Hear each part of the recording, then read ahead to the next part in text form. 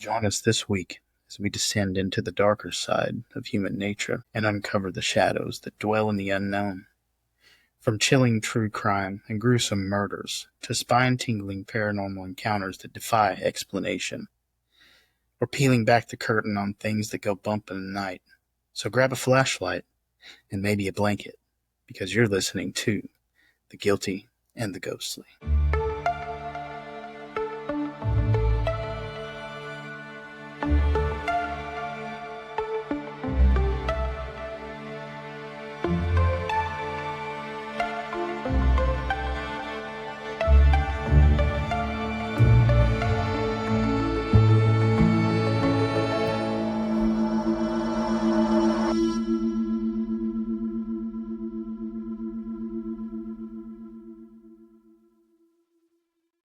How did you enjoy your day?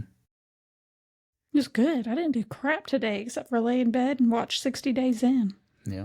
I'm going to have to go back because we let it keep playing when we went to the store earlier. And I was really invested in the story. And then when we came back, they kicked one of the people off. It's a good show, isn't it? And now I need to go back and see. Like, I know why she got kicked off because I was seeing the lead up to it. But now I want to watch what happened. It's a pretty good show. I enjoyed it. I did like it. I'm invested now. It's definitely interesting seeing just random normal people get thrown in that situation and see how they react. And some of them kind of stick to their original morals. And then others just kind go off the rails. Yeah.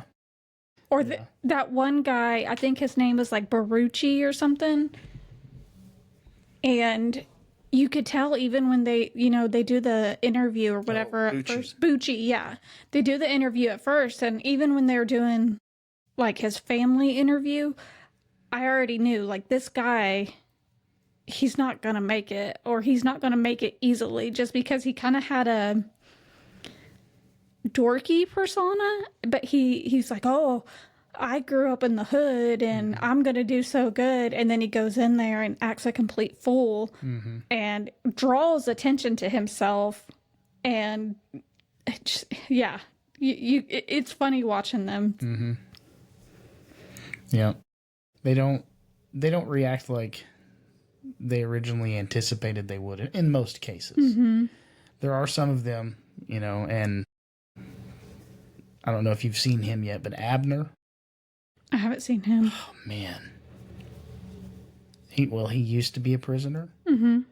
And since then, he's changed his life around and he became like a preacher. But when he goes back into prison, like, you can totally see how he used to be in prison. Like old habits come back. Oh, God. I'll have to check it out. So much so that I don't want to ruin it for you. Yeah, because I think I'm going to start from season 1. Yeah. And start. Like, his whole journey is fucking insane. Yeah, I'll have to start from the beginning. So that's our review on 60 Days In, guys. That's not even why we're here. So we just wanted to jump on real quick and let you guys know we're doing another collab with our friends from Remember That. Yep. This is our second one with them. The first time we did the Amityville horror, right? Yep. Yeah. With the Lutz family and all of that. That was a really good episode, and it's been a lot of fun building this community. I mean, even with our audience, and then building this community with other podcasts and just having that camaraderie. Yeah, and Corky's came to me a couple of times and it's like, hey, how'd you do that? And then I've done that with him. So just having somebody to like bounce ideas off of, or if you can't figure something out, it's nice to have somebody that you can go to and be like, hey, what the hell? And then, I mean, even Sisters of the Strange, they listen to our episode and they're like, hey, we had these same issues. This is how we worked around it. And so ever since then, we've been able to work around it with their help. So it's been a lot of fun kind of building this little community that we've got going on. It has been fun, and it's been very helpful. Yes. And I wasn't expecting that, to be honest. So it's been kind of neat. I don't have it on a battery or on the charger, so it keeps dying on me. I'm just going to sleep. But yeah, we just wanted to jump on, let you guys know we did a collab again with them. So we covered the Ivan Malat, the backpacker murderer. It was totally different doing true crime. You know, we did spooky last time, and so we could kind of poke fun, and it was a lot. No, we did true crime because we did the Lutz family on our own. That's right. We did the Lutz family on our own, and then we did the Amityville horror. So it was a lot more lighthearted this time. And I was like, man, I'm fixing to have to talk about all this heavy stuff and look them in their eyes. Yep. But I think it went well. It was fun. I still get nervous, so. I think you did fine. I still get nervous. I'm not a public speaker at all. I hate attention being on me. So I don't know why I thought, you know what's a good idea? Put a microphone and video camera in front of your face and talk to all these people. Oh, yeah. No kidding. Great idea. But this is the last place I ever thought I'd be. I know. But like I said, it's been fun. We hope you guys enjoy it. So we're fixing to dive in with Remember That and cover that. So go follow them, go like, go subscribe.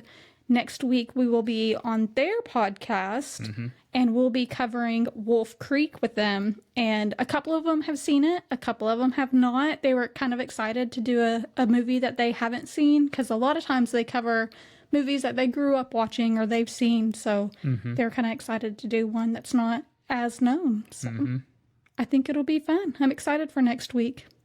Yeah, me too. I think it'll be a blast, just like it always is. Definitely. So with that being said, I guess we'll stop here, and you guys listen, go follow them on theirs. That way you don't miss next week, and I hope you enjoy. Yep. Welcome back, GGP gang. Episode 44. This time we have a special guest again. Welcome back, guys. Remember that? What's up? How's everyone doing? Going? Doing good. Really good. Glad to have you guys back. You know, last time we got to do a little bit of creepy, but now we're doing true crime. So it's going to be a little bit different this time. Sounds like a plan. Let's get into it. I'm excited. I guess we can get them familiar with your voices again if you want to introduce yourselves. Well, I am Corky, and I'm a co-host of the Remember That podcast where we review horror movies. This is Daniel and Brent. You guys want to say hi? Sure, I'm Daniel. I'm another co-host of Remember That, and yeah, we love talking about horror movies. And I'm Brent. I'm Daniel's son, and I love horror movies, and I love learning about true crime. So I'm excited for this podcast. I'm hoping you guys can teach us some things tonight. Yeah. Yes. Class is in session. That's what I'm talking about. Here we go. So this, we were looking for a collab, and when I came across Wolf Creek, I had forgotten that it was based off a real serial killer, and I was like, oh, this would be perfect for us. And it happens over in Australia, and it's an Australian horror movie, so I'll be excited to talk about that with you guys next week. Yeah, it's going to be fun. Yeah, And it's definitely worth a watch, I think. And we were kind of talking about it right before Brent came on. Have you seen the movie, Brent? Are you familiar with the story at all? I haven't seen the movie. I did a little bit of research this evening before I came on, just to kind of get a gist of what's going on, and it is very graphic and disturbing. So, Yeah. It's right up my alley then. That's what I'm talking about. Well, I guess we'll go ahead and jump in. So we are talking about Ivan Malat, or Malat, I guess, here in East Texas. He is one of the most infamous criminals in Australian history. A man whose cold, calculated violence turned what should have been peaceful bushland into places of pure horror. In 1996, he was convicted of murdering 7 young backpackers between 1989 to 1992, earning the name the Backpack Murderer.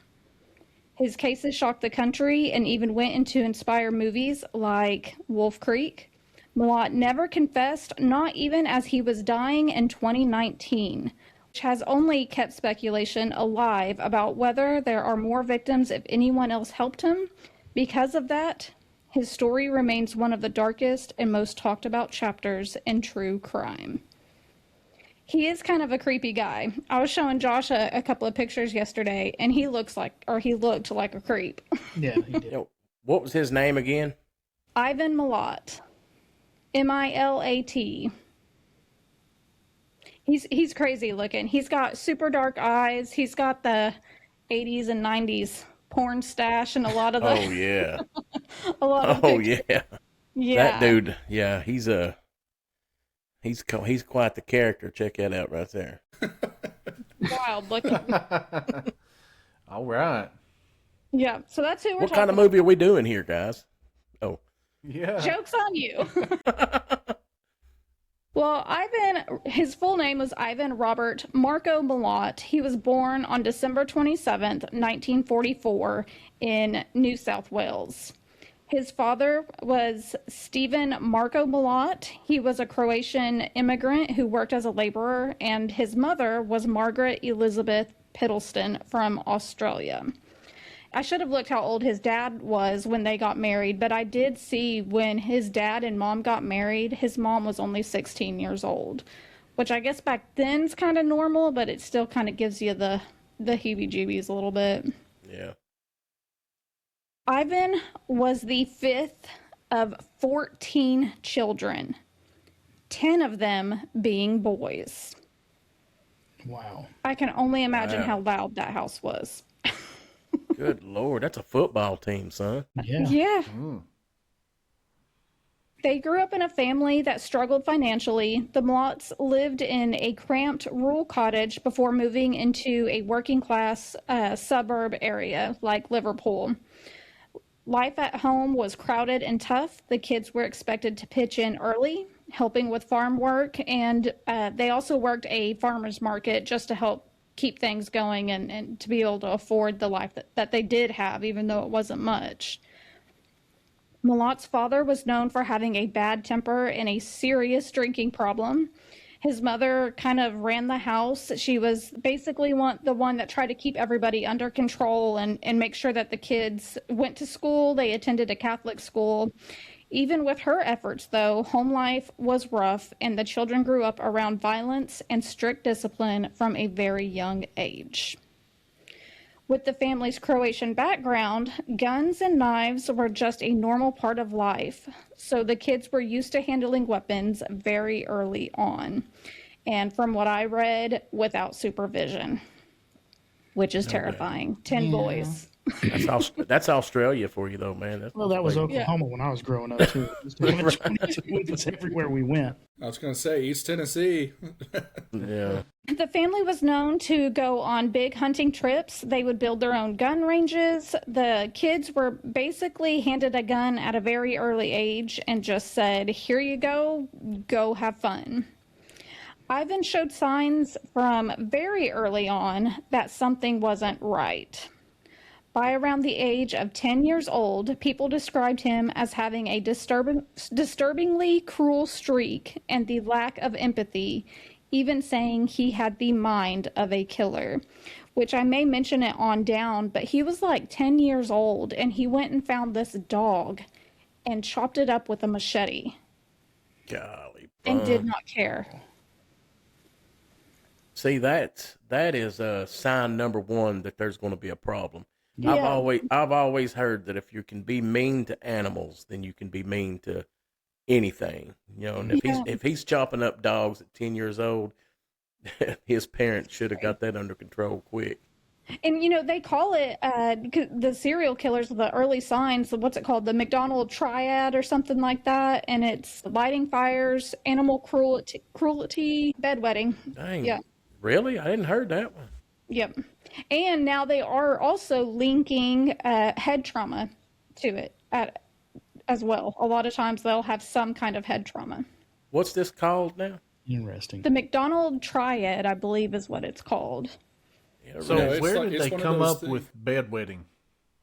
Yeah. Where did Well, I they think get that? that came- How does that factor? I think that came from like a humiliation, like feeling not normal because you are constantly wetting the bed and you can't control it, and I think it has something to do with that. But I was going to mention too about the animal cruelty. That's something that you can see with a lot of other serial killers, like Dahmer. He's the one that came to my mind 1st. You know, he got started with taxidermy with his dad, and he just became fascinated with death. And you see that with I don't know if Ted Bundy did that or not, but it wouldn't shock me if he did. Yeah, no kidding. And it's crazy how they all I mean, obviously there's not one that's the same, but seeing all the similarities between all of them, it's just it's kind of crazy. Yeah, no doubt. Well, by the age of 13, he had been in so much trouble, they ended up having to take him out of the Catholic school and put him, they called it residential school, which I'm not sure what residential school. It's public school. Public school, that's kind of what I was thinking. I don't know. Well, after 2 short years, That's he where would Dad drop sent out. me. Same. Yeah, that's where ours go too. So, well, after 2 short years, he would drop out and he would never return. His trouble with the law only grew from there. By 17, he had landed himself in juvenile detention for theft, and by 19, he was involved in shoplifting and stealing cars. Ivan was often physically abusive towards his siblings, but he especially was towards his younger brother named George. He would just constantly lash out at George. He basically blamed him for anything and everything, whether it was his fault or not. And things really seemed to escalate after Ivan's younger sister, Margaret, was killed in a car accident at 16. The car was actually being driven by their older brother, Wally, and they hit another car head on right by the Malat's home. Wow. And Ivan witnessed the entire accident, and they said it basically left him traumatized after seeing it. You know, that makes sense. That really does. You never know how death is going to affect you mentally. You know what I'm saying? Mm-hmm. Yeah. Yeah.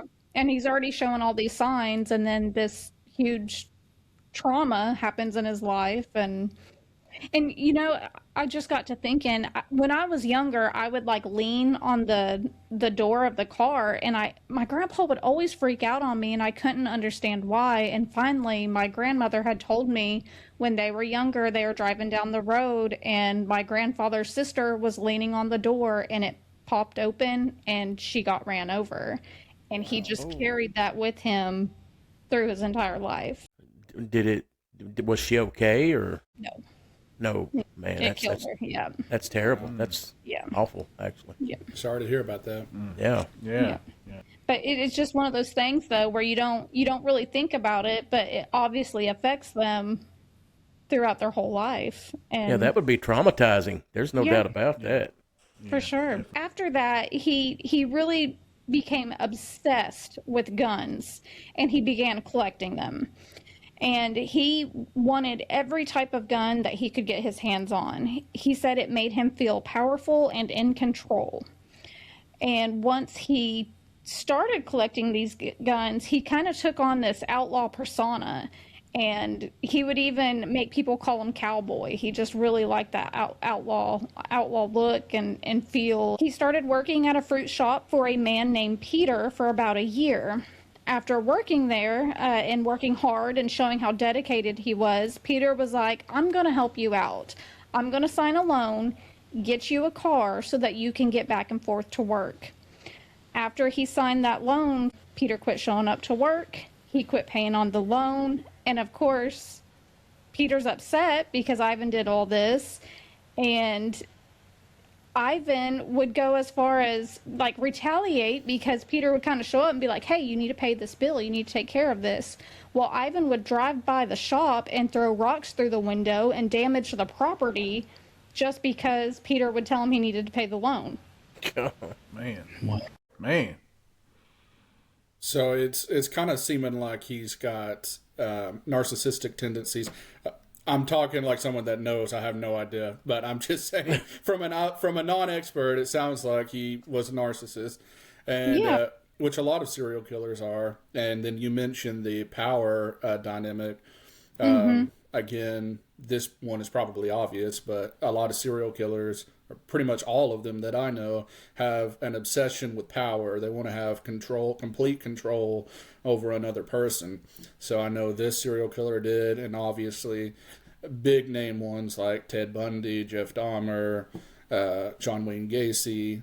Yeah. Those are three that you, for sure, they just cared about the complete control that they had over their victims. So that's another kind of similar thing that all of these serial killers have in common.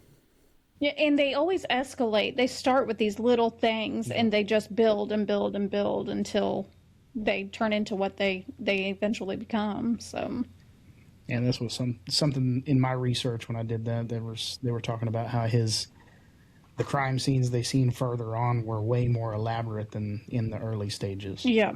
Yeah. Yeah. Well, his first, I guess, major crime, and there's a lot of similarities in this story from our story last week, where these guys get away with it some way, somehow, and it's like, oh, I can do this without consequences, so I'm going to push it a little bit further and a little bit further until they hopefully eventually get caught. But when he was 17 years old, he would end up getting into a cab, and he would shoot the driver in the back with a shotgun out of nowhere. They weren't arguing or anything, just pulled a gun out and shot the guy in his back. The cab driver was a retired Navy Morse code expert that was trying to make some extra money driving the cab. The man would end up being paralyzed. Ivan would run home that night and he would admit everything to his 12-year-old brother, Boris. Boris would later say he almost seemed he was excited and pleased with what he'd done. He would go into great detail about what happened, even telling 12-year-old Boris of the screams that he heard from the man before fleeing the scene. Good. Wow. Yeah, that's The police- crazy. The police never connected it to him. So they ended up finding another man and suspected him. His name was Alan Dillon, and they began questioning him for it. Well, Dillon thought that they thought it was his younger brother that committed the crime. So Dillon confessed, even though he didn't do it, to protect his younger brother. And it wasn't until about 50 years later when Boris would come forward and say, no, that was actually Ivan that shot the man in the back. Oh, wow. So the Dillon guy ended up serving 5 years in jail for that crime. Okay, so he only served 5 then. Mm-hmm. So, man, that Yep. like that's still, you lose 5 years of your life on account of a lie, and Yeah. there for a second there I thought it was going to be 50, and That's so what I was thinking too. your life is forfeit at that point, you know. Yeah. I guess since the cab driver did survive, it ended up only being, I guess, He survived. Wow. yeah, he did survive. He was just That's- paralyzed. Wow. Yeah. Well, when Ivan would turn 20 years old, he would be arrested for breaking and entering and then sentenced to 18 months in jail. After he was released, only a month later, he was arrested again for driving a stolen vehicle. He'd be sentenced to 2 more years of hard labor, and then right after he was released from that, he would be arrested again for theft and served 3 more years in jail. So he basically spent his whole late teens and early 20s in jail. And again, he's already showing all these signs, and then you throw him in prison with all these other criminals and hardened guys, and he comes out and he's just full of rage. He has a chip on his shoulder. He's not a good person. Well, in April of 1971, Ivan was at a train station when he seen 2 18-year-old girls. He offered them a ride, and they happily accepted. So now we're getting into the really bad stuff. Once they got into his car, he pulled a knife out and told them that if they screamed, he would kill them. He would end up taking them into the forest where he would bind and gag them, and he told the women that if one of them would sleep with him, he would let them both survive. He would then rape one of the girls, put them back in his car, and started driving. Somehow, the girls were able to convince him that everything's good, everything's kosher, but they need to stop at the store. They need a drink. And they convinced him to let both of them go into the store together by themselves. As soon as they went in, they began begging for help and explaining what happened to them. A group of men ran outside to try and catch Ivan. Ivan jumped in his car and got away. So, these girls, I guess they were wordsmiths. I don't know how they convinced him. I guess they were just really good actors and just like, everything's cool, we're cool. Like, I don't know. So I don't know what he was thinking. At that point, he had already raped one of them, and Yes. like that. Put him back All in of his that car. had already taken. Wow. Yep. And they convinced him to stop at a store to get a drink, and they got out and asked for help. Yeah, they So, had to have been some cool customers right there. yeah. So, Mm-hmm. you know, That's what I'm thinking. That just happens to them, or he just does that to them, and they tell him, we're thirsty. I mean, they were probably, they ought to be used car salesmen or something like that. No I hate kidding. to make light of it, but they're some good talkers. Yeah.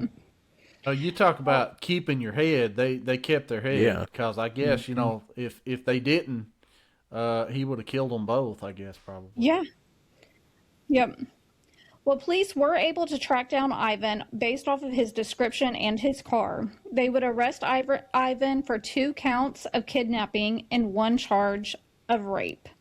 While he was waiting for trial, he was able to get out on bond. Ivan and his brothers continued to commit petty crimes and robbery while he was waiting for the trial to start. Like while he was out on bond, they're going out and robbing and stealing and doing petty crimes. Wow. Geniuses. Genius, I know. Ivan did not want to go back to jail. And he figured if he goes through with this trial, he's going to jail. There's no way out of it. So there was a local spot called The Gap. The Gap was a tall set of cliffs where people were known to go and jump to take their own lives. So what Ivan would do would go up to the cliffs, take off his shoes and leave them at the cliffs, and made it look like he had jumped and to take his life. What he actually did was he would flee to New Zealand until about 1974 so that he didn't have to go to trial.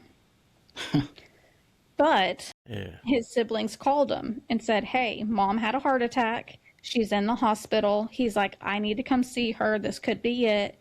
So he comes back home, and the police hear that he's back in town. They arrest him at his mother's hospital bed. Wow. Yeah. Man. So then they go through with the trial for the kidnapping and 2 counts of kidnapping, 1 account of rape. He would end up being acquitted. Really? Yes. Dang. Really? Yes. So the only way for that to happen is for them basically to drop the charges or something. I mean, that like. I'm fixing to tell you. Okay. So I'm already speculating. My bad. No, you would think that was it, but also remember the year. So this is 1974. The defense would portray one of the girls as being promiscuous in the trial because she had admitted to occasionally dating other girls and kind of being like a free spirit with her sexuality. And they were able to turn the jurors against the girls and convince them that she did have sex with him willingly. And she's like, the only reason it happened is because I was protecting me and my friend. Like he said, if I did this, that he would let us go. Like that's not, that's Wow. not consensual. Right. No, Insane. he was acquitted. Yep. Man, that's terrible. crazy. I can't see. This is why I have to watch about doing true crime and stuff like this because I'll watch this stuff on TV and I just get pissed off. Yeah. I'm sitting there watching it because the crap that goes on, man, and then you have something like this happen. And I'm assuming, if I can tell the future here, since he gets acquitted here, he's going to go on and commit a bunch of other stuff that could have been avoided if the police would have just done their job right here. You know. Yeah. If they would have done what they needed to. Yep. And that's one thing. I mean, I know everybody needs a lawyer, but it makes you wonder, how do some of these defense attorneys sleep at night? Yeah. Like, I know it's not their job to say whether they're innocent or guilty. It's just to provide them with a good defense. But at the same time, if you know they're guilty, but you're still, it's just, Yeah. I don't know how they sleep. I don't know how they do it. Well, I've always heard that a defense lawyer can never make it to heaven. So there's that. That sounds legit to me. Yeah. Well, after being released, he would move back home with his parents. He would become a truck driver, and at 30 years old, he would meet 17-year-old Karen, who was 6 weeks pregnant with his cousin Mark's child. Oh. That didn't stop Well. them. They started dating Yeah, and moved well, in together. Okay. And then they got married. man. So, Okay. and I'll mention, I think it's on down, that seemed like a very common occurrence in this family, as far as brothers kind of swapping girlfriends and wives and everything. And the family's very weird. If you're able to watch some of the interviews with some of the family, it's weird. It's definitely odd. Yeah, there ain't no doubt about that. And the family out of those 10 boys only produced that one killer, though, right? Like the other guys didn't really have a problem. We'll get to that. They haven't Okay. been Dang. convicted. Well, some of them have been in jail. There That's what I was said. one. Yeah, I was going to say there was at least one that I remember looking, and I should have looked at it more, that he went to jail for killing somebody. But we'll talk about the family more as we go on. We're getting to some Okay. Texas Chainsaw Massacre stuff now. We start Yeah. talking about the family.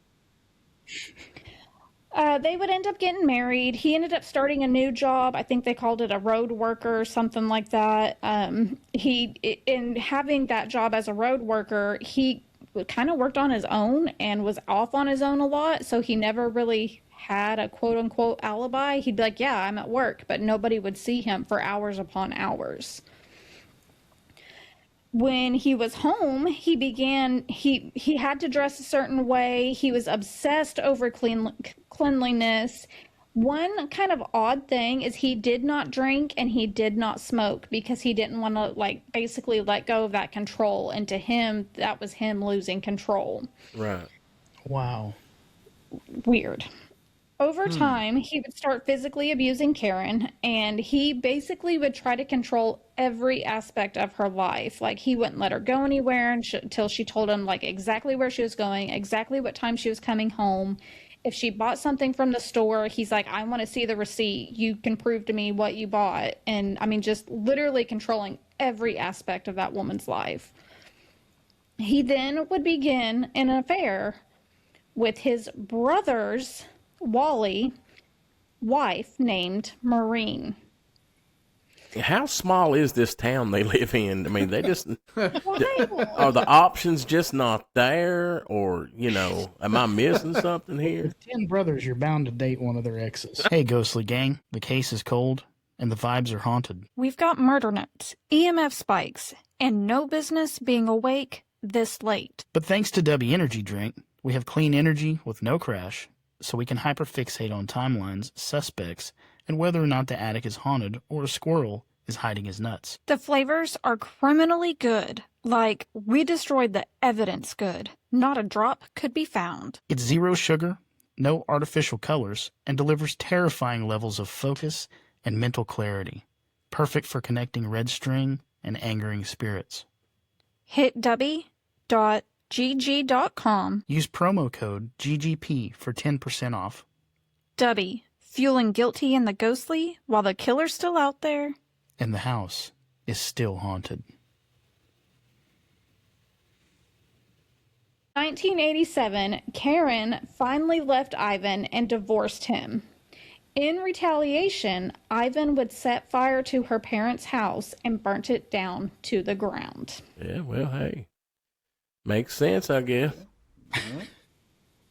To avoid paying for spousal support, he would end up he started using aliases. So he would basically jump job to job and start using aliases so he could get out of paying any kind of spousal support to Karen.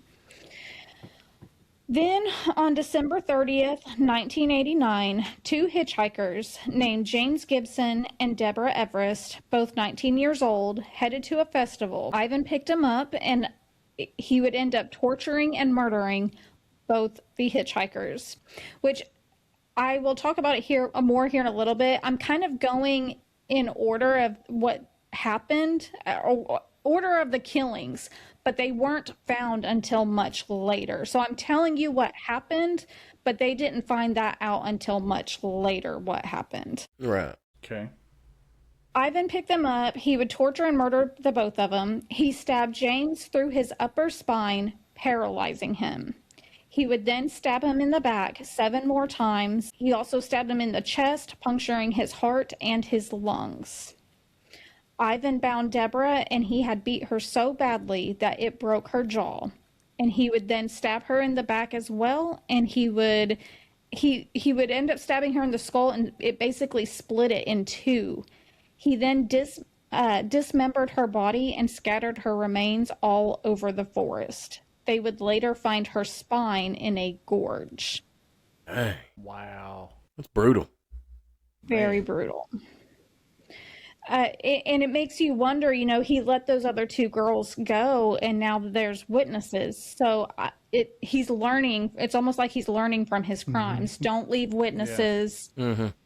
It's like we talked before on others, the evolution of a serial killer. Yeah. They practice, which is kind of scary, and get better. That's scary to think about. Well, about a month later, on January 25th, 1990, Paul Onions. Let's just take a moment for that name. Paul Onions. That's a pretty cool name. Paul Onions. He accepted a ride from Ivan. He was at a store, and Ivan actually introduced himself as Bill. And Paul Onions had a backpack on, and in that period of time, it was very common for backpackers and hitchhikers, and it was just a way of life. So Paul Onions was leaving the store, and Ivan walked up and was like, "Hey, I'm Bill. You look like you need a ride. You need a ride?" And Paul was like, "Yes, that'd be great." He'd been trying to get a ride all day, and couldn't. So he was relieved when he offered the ride for him. So they got in the car. They were kind of making small talk, but suddenly Ivan, or Bill, started making racist comments and kind of acting aggressive, and Paul was kind of getting more and more uncomfortable. But he's in the vehicle with this guy going down the road. What do you do? Just pull over and let me out, I guess? Jump out? I don't know. Well, Ivan would end up pulling over into the forest, and he would tell Paul that he was going to grab some tapes from underneath the seat. But Paul noticed that there were already tapes, like on the console. And so he's like, "Red flag. What are you doing, buddy?" He's like, "Well, I'm just going to put some distance between him and myself. I'm going to get out of the car, stretch my legs." And as he gets out of the car to start stretching his legs, Bill, or Ivan, would start yelling at him, like, "Get back in the car. What are you doing? Shut the door." And Paul's like, "Chill, bro. I'm just stretching my legs." He gets back in the car. He puts his seatbelt on. And he's just trying to calm the guy down because, again, he's in the middle of this forest with this guy. He doesn't have anything on him, so he's just like, "I'm just going to try to ride it out." Well, Bill then said, "Okay, well, I need to check under my seat for something real quick." And he stands up, and he's holding a gun. And then he bends down, and he pulls out a rope. And Paul said, like, his sense, because Paul ends up surviving. Paul says his senses went into overdrive, and he's like, "I saw the gun. That's scary enough. But when he has a rope, that tells me it's not going to be quick and easy. That tells me I'm fixing to be tortured. I need to gotta go." Yeah. No doubt about it. So Paul decides to take off running as fast as he could. He started trying to wave down any cars that were passing by, but nobody was stopping by. Ivan is kind of catching up to Paul, and he's looking at all of his options when suddenly he starts hearing shots being fired behind him. Well, Paul, he had served in the Navy, and when they trained him, they taught them to run in a zigzag pattern if they were under fire. So that's what he did. Finally, a car comes down the road, and he's like, I'm jumping in front of this car. If they stop, I can get in, I can go. Great. If they run me over, at least I'm not stuck with this guy, so I don't care. Like he's definitely got that. I think he was from, what did I say? Britain or something like that. So he's got that thick accent and he's so chill about it. And I just don't know. I guess it's like 20 something years later that he's talking about it, but still, I don't know if I could be that chill about it. For real. He's just like, oh, it's crazy listening to him. His name is Paul Onions. Paul Onions can do anything. Yeah, that is true. That is a superhero name if I ever heard one. Yeah, no kidding. that's right. That's right. Well, he jumps in front of the car. The car stops, and it's a lady and her sister, and they've got their kids in the car, and they're like, "Dude, what are you doing? Chill out." And he ends up getting in. He's like, "Go, go, go, go, go! There's a guy chasing me." And that's when they see Ivan walk up with a gun. So they tear out of there. They get away. There was a few different reports. Some said that they took him to a police station and he reported it. Some said that he was kind of embarrassed, so he didn't really want to report it, and so he never did. I'm not sure if he actually reported it at this point in time yet.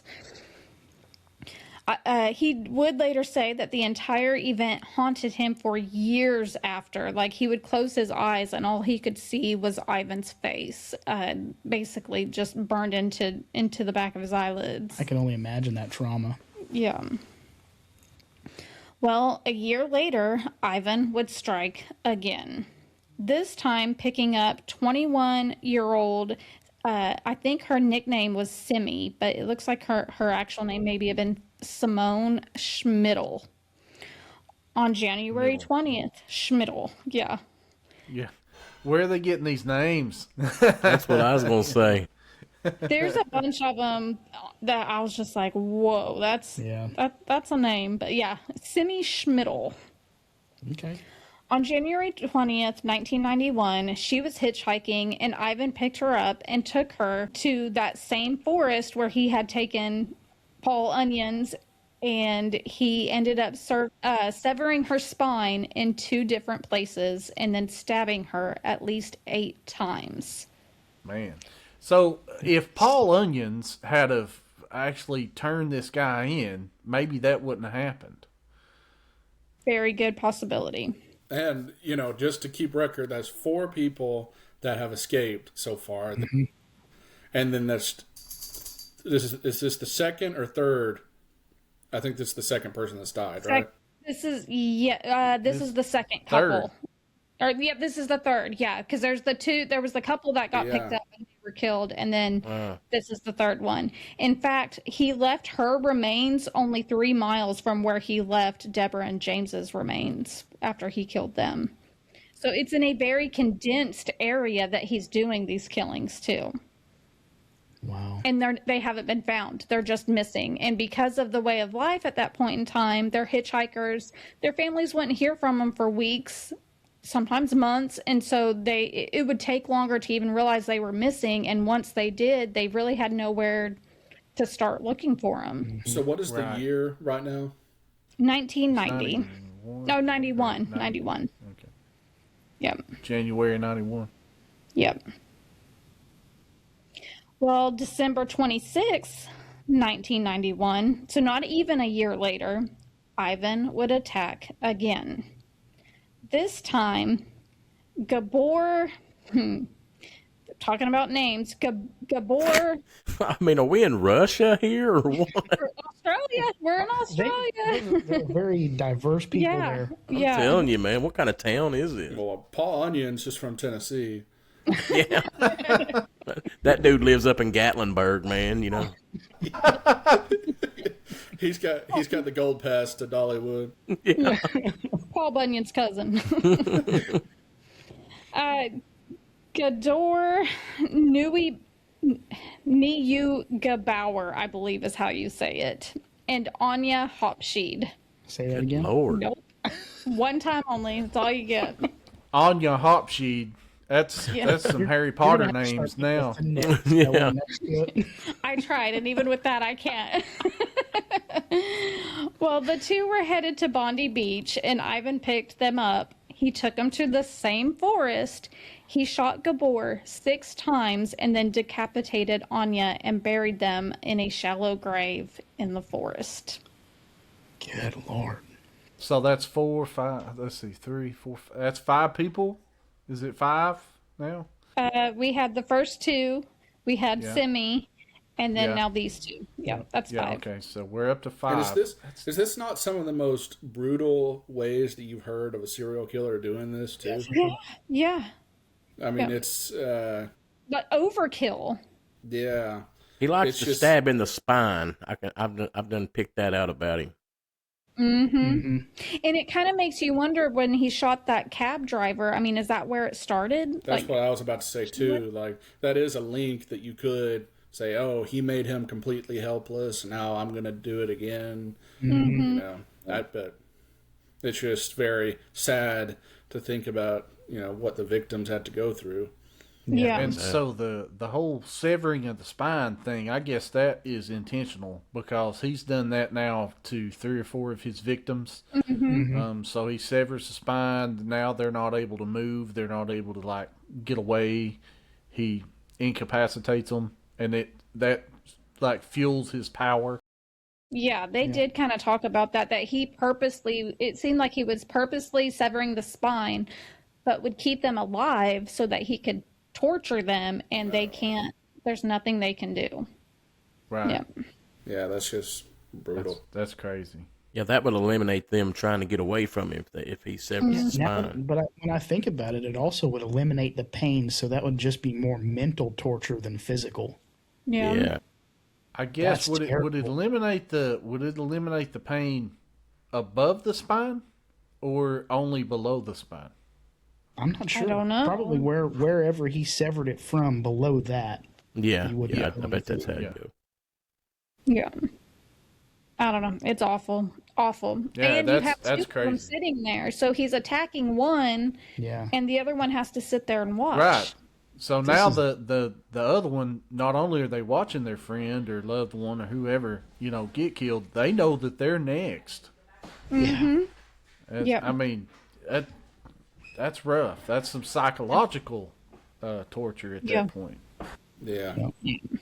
Definitely. Well, in April of 1992, Caroline Clark and Joanne Walters were backpacking when Ivan picked up the women and took them to that same forest where he would bind and rape both of them. He would shoot Caroline in the head 10 times and then would end up stabbing Joanne 14 times. Stabbing Joanne 14 times. Wow. And Lord.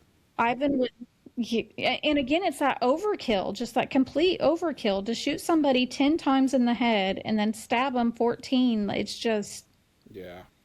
scary. And Yeah, that's to crazy. me, shooting somebody 10 times in the head, that sounds bad, but it sounds more like target practice. That's what some of them actually wondered if he was just using them for that, That's basically. crazy. Yeah. Well, Ivan would then take the shirt of Caroline and he would end up gifting it to his girlfriend at that time. He would often take different belongings and things from the victims and basically would give them away, keep them, and basically collect them. Mm-hmm. When Caroline didn't call home when expected, her parents reported her missing. They began sending out flyers of the missing girls in hopes of finding them. Months would go by with no leads.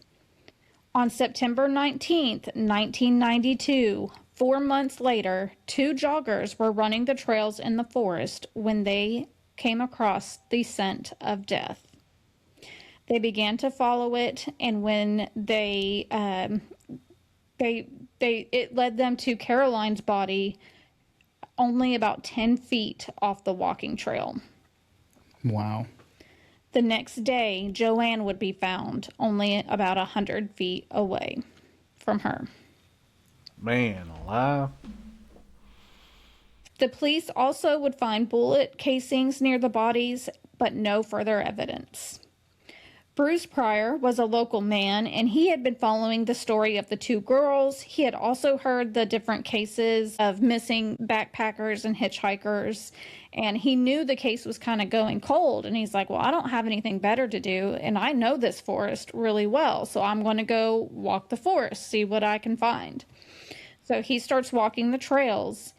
And once he does, he ends up finding a human skull on October of 1993. He contacted the police. They came out and began searching, and it was determined that the skull belonged to Deborah Ernest.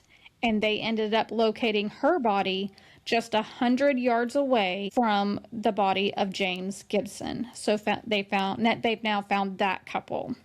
Wow.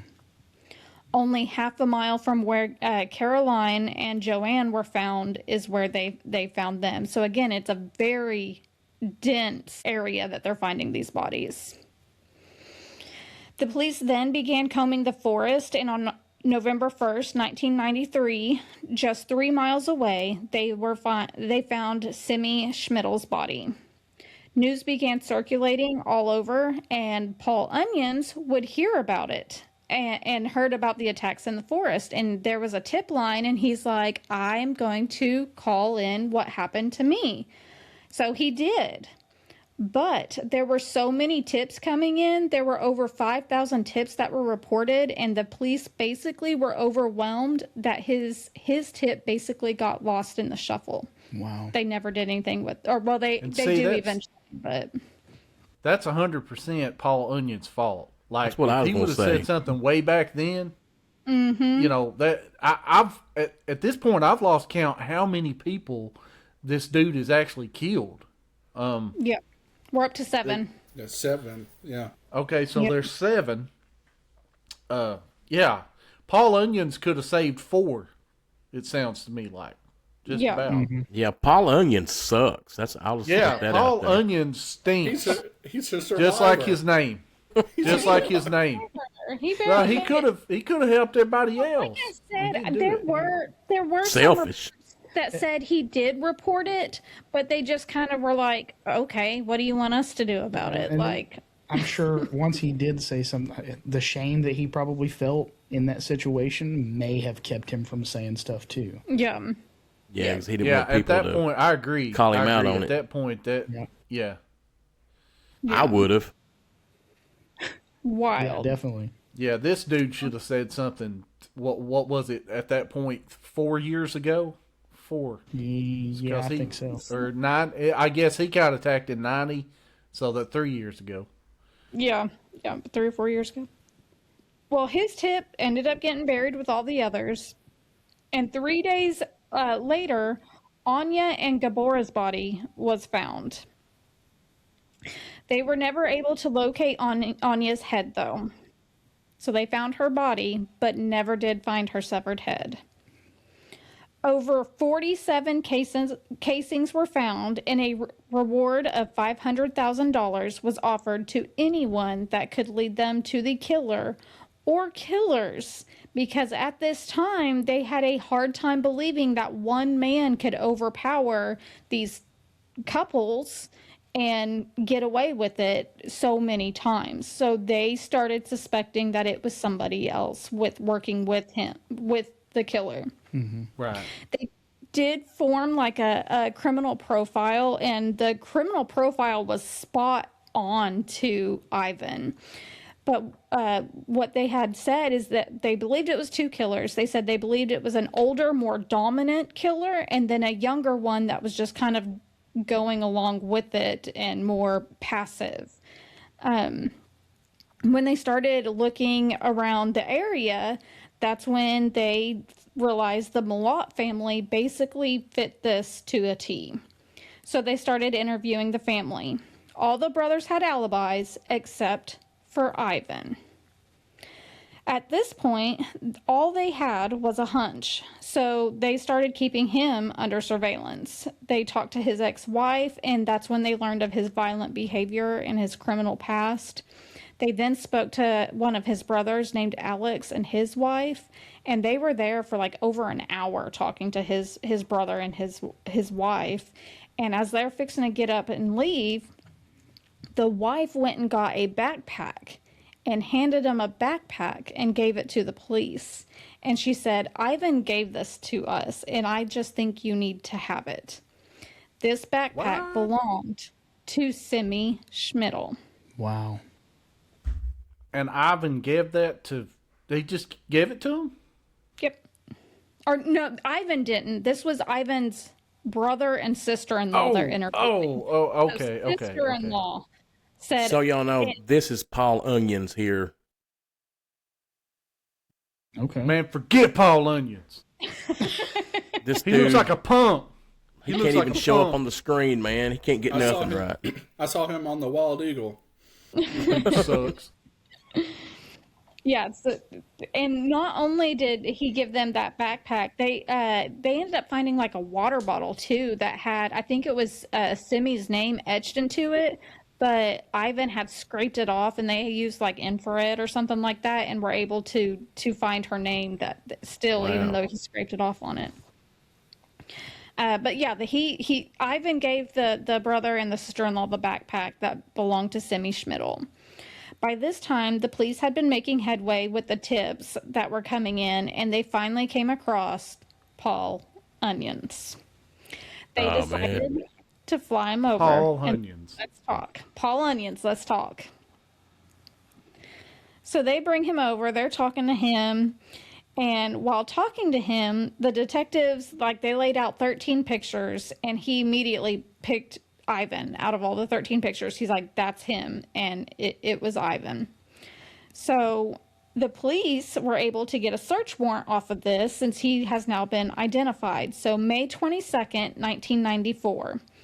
It would allow them to search Ivan's home and other properties of the Malat family. They arrested Ivan and began the search. They would find clothes, backpacks, and other items belonging to the backpackers. They also found Paul Onion's shirt that had been left behind after his attack. Because that was one thing I forgot to mention, too, with Paul Onion. When he got out of the car and took off after the attack, he left his backpack in the car. It had his passport, it had personal letters, and he was terrified that this guy was going to use his passport and the stuff in his backpack to come track him down and come after him. Well, that's because if he's got a bunch of personal information in there, could have his address, everything. That's a roadmap right to him, I guess. Yeah. Not to mention, I can't imagine there's too many onions in the phone book. Yeah, no doubt. No kidding. Well, they also found many weapons, and they were able to link some of them to the murderers. They found other items at his family's homes, and so this is where we're going to talk about his family a little bit. They claim that Ivan gifted them this stuff, but it was like some of the backpackers' tents, some of their sleeping bags, some of their more personal items. And so wouldn't you be like, why is my brother just giving me all this random crap, knowing he's not the greatest guy? And again, it goes back to him overpowering two people over and over again. They wonder if either one or multiple of his brothers helped him, if not in the killings, possibly moving bodies and moving stuff around. I heard something somewhere else about possibly why he gave that stuff away, and what they said was that it may have been another way to feed him with that power, because now he sees somebody else wearing this stuff. Mm-hmm. It brings up those memories again, and it's almost like him immortalizing what he did. Yeah. Which is still creepy. Yeah. Still freaking weird. Yeah. Well, he would officially be charged on May 31st, and the trial would begin March of 1996. It lasted for 15 weeks, and the jury would deliberate for 3 days. He was found guilty of all charges on July 27th, 1996. He was sentenced to 7 consecutive life sentences for the murders, and then they added 6 years for the crimes against Paul Onions. They should have just killed him. They probably don't have the death penalty in Australia. Those dudes are weird. So You're probably- I don't think they thing do. about that. Yeah. Government. Didn't they send all the killers there, like back in the day? That's what I'm saying. I think that was a prison island to begin with, you know. Yeah. This guy has been killing people for like 7 years at this point. Yeah. Yeah. And it took them that long. And his dumping ground, they had his dumping ground from Paul Onions, which is 91. So, I mean, that's 5 extra years. That is insane. You know that what's this guy was crazy able to is do that. Like, in '94, I was like a sophomore in high school, and you'd think we would have heard about this, but I don't remember hearing anything about it. That's what I was like thinking too. it should have made news, man. Well, I'm unless sure it did in Australia. unless it did, and then we But just of had our course, heads under let's rocks age or ourselves real quick. That was before the internet, so hey, you know. Yeah. And I know you guys are going to talk about it, but in the documentary that I watched, after the first killing with the first killing with the woman that had the skull shot in the skull and basically split the skull in two, the lead detective originally thought there was 2 killers. Yeah. So that's another thing. At the bare minimum, it was so graphic that you thought there was multiple people. And that's another thing. So going back to his family, we'll start there. Going back to his family, I think it was his mom or his sister tried to say it wasn't him. So he's saying, I'm innocent, never done it, I'm innocent, I'm innocent. Well, his mom supposedly found a picture that had a date of one of the killings. And she's like, see, he couldn't have done it because he's here. Well, come to find out, his mom actually changed the date on the picture after the fact. And they're like, well, when did you change the date? Oh, I don't know. And so it's almost like them kind of It really is a Texas Chainsaw Massacre family. Yeah, that's why I sit around and change the dates on my pictures too. You know. Yeah. Yeah. You got a bunch of junk but- cars out in the backyard too, covered up with No kidding. And then with another military thing that- cargo net. Does his family own a gas station? I sure hope. Do they make barbecue? Well, even after he was arrested and charged for those 7 murders, they do believe that it could be up to 50. They just don't know where the bodies are. They have found other bodies that have not been proven to be anybody else, and it has a lot of the same MOs. Like, he often would leave their hands tied above their heads, and they had found other victims like that, but could not prove that he is the one that did it. So they think it could be up to 50 people. Wow. The other thing That was is that I seen insane. when they were sweeping that forest, they got to certain points of the forest where they didn't feel safe going because there was like a 200-foot ravine or something like that. So there's a possibility that there are more bodies in those areas Yep. that they never searched. They just couldn't find it. Man. Yep. God, Yep. So that's the backpack killer. That's what inspired Wolf Creek.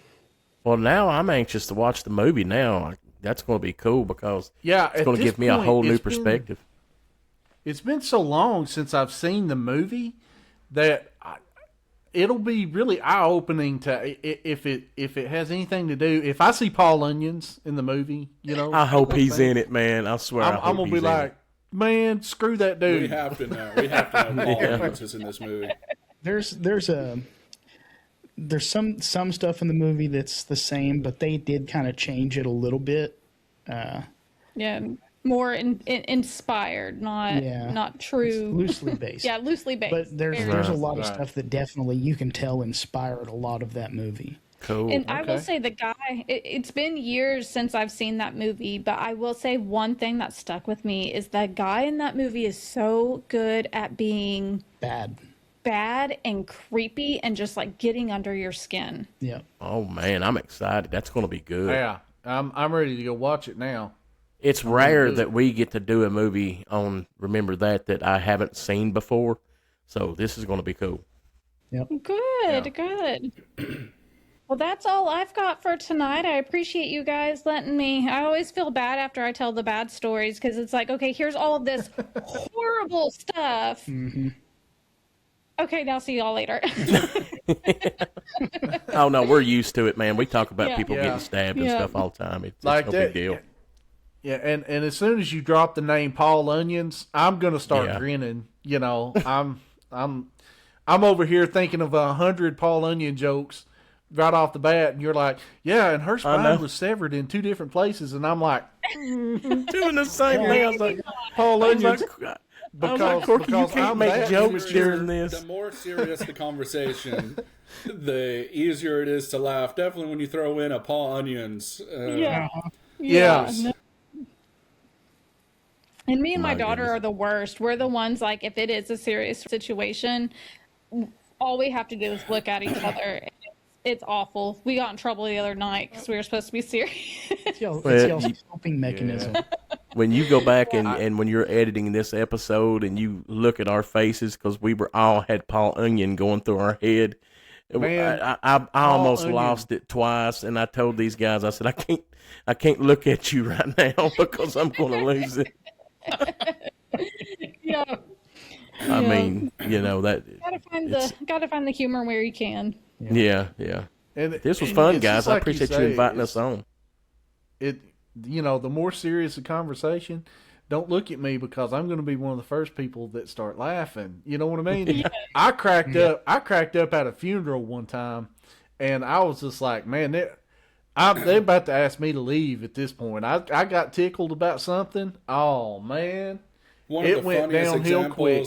One of the funniest examples of me and Dad cracking up in an inappropriate situation was we were in London in Westminster Abbey listening to a choir practice, and we were like everything. It's all like people were in suits and stuff, and just completely silence except for the choir. And then the choir director gets up and says, "I'm here announcing Billy Butts," and me and Dad just started like, Billy just Butts, lost. and so then it was nothing but Billy Butts for the rest of the night. Billy jokes. Billy Butts, no joke, stood up and read. He sung from like Genesis. I don't even. It was from. It was like a whole 2 chapters of the Bible he sung. Oh and my we're gosh. just yeah. Yeah. Yeah, you gotta find that. You gotta find that humor. Yeah. And high scoring if you don't. Well, that's all we've got. So where can we find you guys? Oh, you can find us on YouTube and Spotify. It's called Remember That. You can email us at Remember That. God, what is our email address, guys? I'm drawing a blank. Remember That. I don't Isn't it remember. Remember That? Remember That horror Is it Remember podcast or That something Pod? like that. Yeah, it's something like that. Just yeah, Yeah, YouTube, we're super Spotify. professional. We don't even know our email. I just Yes, changed you it can find like us 3 on weeks ago. YouTube you can find us on YouTube at the Remember That podcast channel, and we review horror movies and starting to branch out a little bit into some non-horror movies once every month, but 90% of our content is horror movies. So if you love horror movies and you like discussing them and getting into the content, then we're your channel. I'll have to say one of my favorites, or one of my 2 favorites, and I think I've heard you guys say it before, and it's often a favorite, is The Shining. When you guys covered The Shining, Yeah. one, I love that movie, but you guys did a really good job covering it. And then one that I was surprised about was It. I didn't realize like all the back lore of it until I listened to you guys. Wait until we do a Stephen King episode, full Stephen King episode, and me and Cade can get into the whole lore of the Dark Tower. I mean, all of Stephen King's books are related, and it all joins through the Dark Tower. So, yeah, we can talk for hours about Stephen King. Yeah. That's crazy. Well, I've got it on my to be read list, so as soon as I have time, I know it's a long one and kind of a hard read, but after listening to you guys now, I've got it added, so I want to read it. Yeah. Well, Check out our last that's episode for kind of Paranormal Activity. It surprisingly, I yeah, think that it's our was a best good show. episode. It was fun Really? too. I've That got was a it really on good my episode. I've got it on here. I need to listen to. I've been reading, so well, I say reading. I listen to books at work, and I'm on a good one, so I've been listening to that.